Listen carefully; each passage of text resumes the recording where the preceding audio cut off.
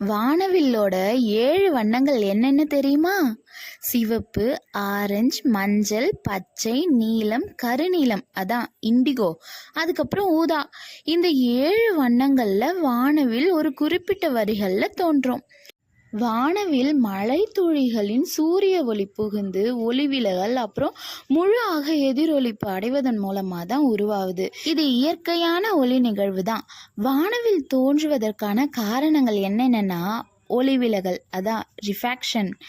மழை துளிகள் சூரிய ஒளி நுழையும் போது அது வளைந்து செல்லுமா, இதுதான் ஒளிவிலகல் அப்படின்னு சொல்வோம். அடுத்து முழு ஆக எதிரொலிப்பு, டோட்டல் இன்டர்னல் ரிஃப்ராக்ஷன்.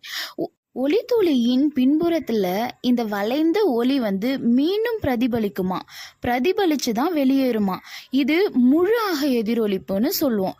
அடுத்து சிதறல். ஒளித்துளியில இருந்து வெளிவரும்போது அந்த ஒளி இருக்கு இல்லையா, அது 7 வண்ணங்களாக பிரியுமா, இதை தான் சிதறல் அப்படின்னு சொல்லுவோம். இந்த 7 வண்ணங்களை தான் நம்ம வானவில்லா பார்க்குறோம். அடுத்து என்னன்னா மழை துளிகள். வானவில் தோன்றுவதற்கு மழை துளிகள் அவசியம். ஏன்னா அதுதான் ஒளிவிலகல் அப்புறம் எதிரொலிப்புக்கெல்லாம் உதவுது. அடுத்து சூரிய ஒளி. சூரிய ஒளி மட்டும் இல்லைன்னு வச்சுக்கோங்களேன், வானவில் தோன்றாது.